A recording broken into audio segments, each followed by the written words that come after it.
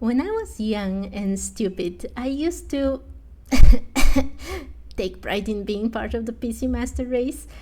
Yes, I know, but let's be honest, don't we all have things that we look back on and think, why was I so cringe? Anyway, while I don't really think such ridiculous things now, I still strongly prefer playing on PC. If you like or have to use consoles or whatnot, more power to you. But I was literally brought up with a mouse and keyboard in my hands. Like, literally, I started playing computer games even before entering primary school. Okay, at that time I was playing an ABC game and one about numbers, I think, but they were PC games nonetheless. And from that age on, I've been quite literally glued to a computer. I study, do my hobbies, and now even work using a computer. So you can imagine how I felt when I realized that I wouldn't be able to use my precious computer for almost 2 months because of traveling. Yes, I was able to take at least a poor old laptop with me, so the situation wasn't really super dire, at least not in some areas like work.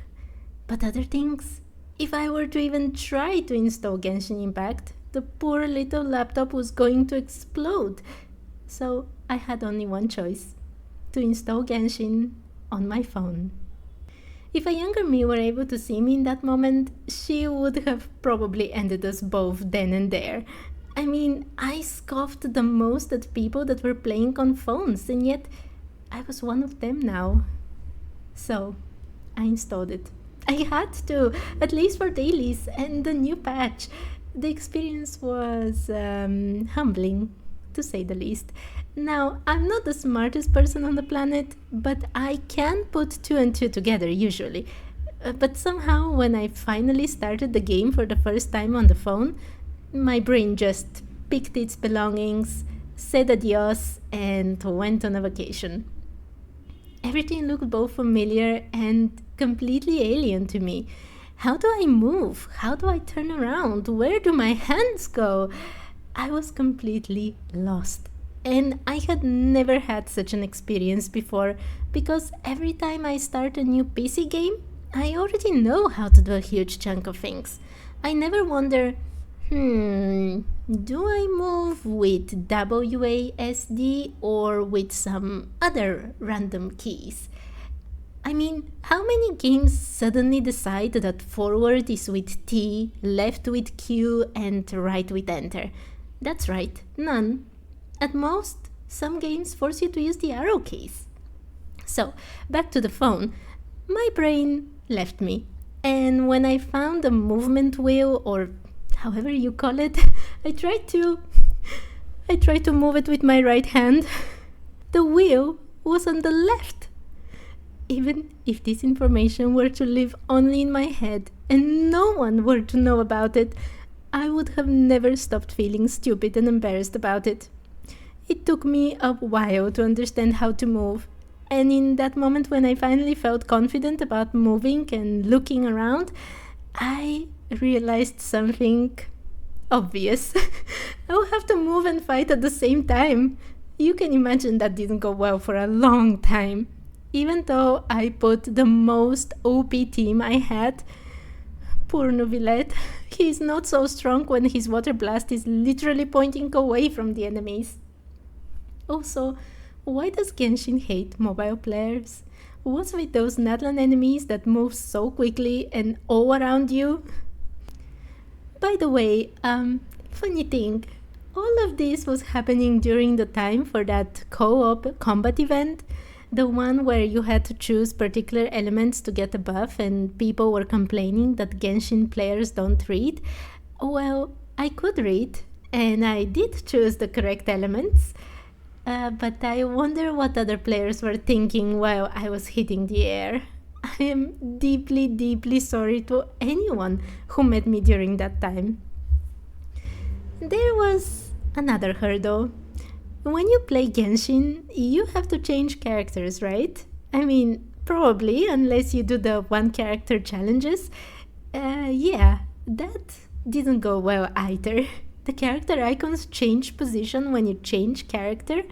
What is that sorcery? I changed from Neuvillette to Furina, back to Neuvi, back to Furina. Please, just let me choose Citlali. But after a while, I got used to things. I wasn't good or even okay, but I could manage dailies. But there was still a lot to learn. Did you know that if you click the burst icon on a character, you swap to that character and immediately burst? I didn't. And did you know that if you click the minimap, you open the home map? I didn't for a long time. So how did you open the map, you ask? I opened the Paimon menu and then found the map icon and then clicked. Every single time. For about a week. With the technicalities out of the way, I was finally ready for more. For the main quest and the minigames with the new patch, and that experience, well, it wasn't great, but for other reasons. The main and the subsequent events required me to have other skills, like aiming and such, and as you can imagine, that took a lot of time for me to, let's call it master. But that was not the only problem. A few months ago, I got a pretty nice computer, and for the first time in my life, I could play a game on max settings. And what a game Genshin is! It's so beautiful, practically breathtaking. You can imagine how I felt when I returned to phone graphics. There was one part in the Natlan area where you color the flowers in a field, and then there is a magnificent scene of how the landscape changes. At least I think there is. It didn't really load for me. I was mostly looking at clippings of water and grass. So, with all of that, I soon started to dread opening Genshin. From my current favorite game, a game that is always there for me when I feel down, Genshin became a chore. I logged in to do my dailies, and if I was unlucky, the events as well, and then closed it as quickly as possible. I almost quit. But there was a silver lining. When I sat in front of my dear computer and finally entered the game, I once again experienced the awe that I had experienced for the first time I got to see Genshin in its full beauty. Anyway, I will not be playing Genshin on the phone again, but if you do, you have mad skills at combat and probably everything else as well, so I give you my full respect. See you next time. Just one more thing. Something else happened while I was playing on my phone all those months ago, and that was that I actually got to adventure rank 60 on my main account that you see right now, and I really wanted to do something fun for getting rank 60. You know, I've seen so many amazing videos of people doing amazing things for their rank 60s on YouTube, and I wanted to try as well. I am so bad at the game, even on PC. I would have probably failed miserably, but I wanted to try.